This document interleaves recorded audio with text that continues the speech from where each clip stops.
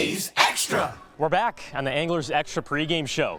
Chatham takes on YD in the first of a home-and-home against the Red Sox. Joe Puccio here for the Manager's Show, joined as always with Chatham manager Tom Holliday. Tom, yesterday was yesterday, but we want to ask you, from your point of view, what happened in yesterday's loss? We pitched really well. I mean, Kimball was electric. And, boy, our new guy was like a pleasant surprise.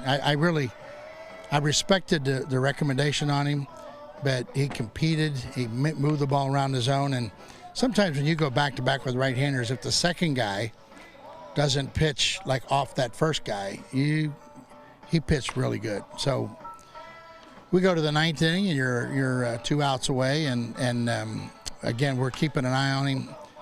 He hadn't gone more than 2 innings all summer, and I'm not going to hurt him.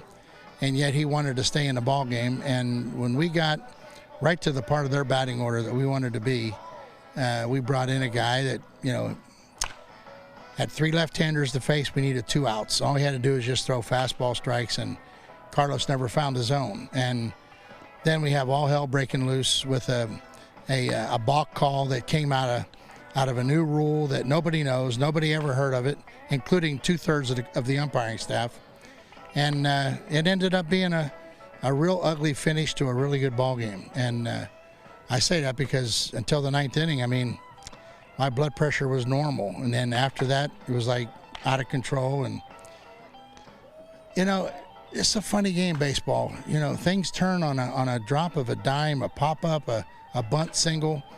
And it's amazing the effect that balk call had last night. Now, we were already in trouble because of what Carlos had done on the mound.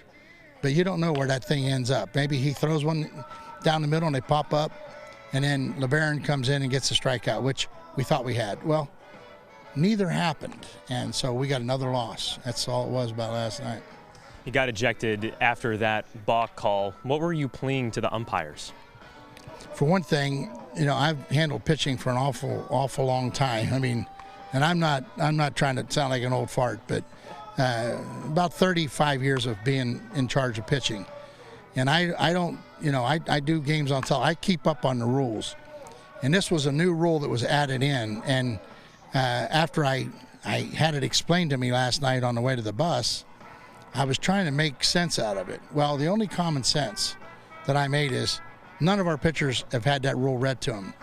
So they didn't worry about it during the season, and it was never called. This guy, the young guy working first base, wanted to call it. And he used it on a kid that, quite frankly, didn't even know what he did wrong in the balk. I didn't know what he did wrong. And I explained that to him. Now, what good umpires do is they give you a warning. They just come in and they say, now, if you're going to stay in the stretch, you need to have given us a warning, which I never heard of. Never in my life have I ever heard of that. So, after I pled my case, the sad thing was 2/3 of the umpiring crew never heard that rule either. Or they skipped that part of the test this year, so I don't know. So we had a pretty good discussion about it, and to get thrown out right there, I got 30 guys that they have to understand we still have baseball to play. If I let that go by and we lose that ball game, I lose 30 guys, and I'm not going to lose 30 guys. So, the last 2/3 of that ball game, I spent up on the hill, watching more garbage go down. So it is what it is, but I mean, it's like you had to be there to see it. If you saw it, you'd walk away shaking your head. And everybody that made comments about it, I think you've heard me talk about sympathy. I'm way past sympathy. I don't want sympathy. I never want sympathy. And, it's like, oh, that should, no. The guy made the call. He has to live with it. He turned the game around. He probably went to dinner or breakfast this morning and said, yeah, I made a ball call last night, cost Chatham a game. Well, good for you if you feel good about it. We saw you talking to Carlos Ray before the game today. What was that conversation like? Well, this game can beat you up, and last night beat him up. And I'm sure that when he went to bed last night, he took full responsibility for us losing that game last night. And you got to worry about guys jumping off that proverbial bridge and thinking you're no good. There's a reason why he was brought up here. He is good. He's in one of those mental funks right now that we have to get him out of. And it happens. It'll happen again in his career. Maybe not. Maybe we get him over the hump. and to try to explain to him that in my day in this business, I've had many guys go out and choke one off like that. It hurts. I would rather him choke it off here than pitching his team to a national championship. Okay? So, if nothing else, maybe just to remind him how good he really is, because right now he's really second guessing that. What's it like having Ben Hampton on the mound today following yesterday's fiasco? Well, Benny's like been the best guy we have, and Hampton is one of those kids that if Mother Nature brings him along and he adds a couple mile an hour, 3 mile an hour in the next year or two, he could pitch in the big leagues because his secondary stuff is major league.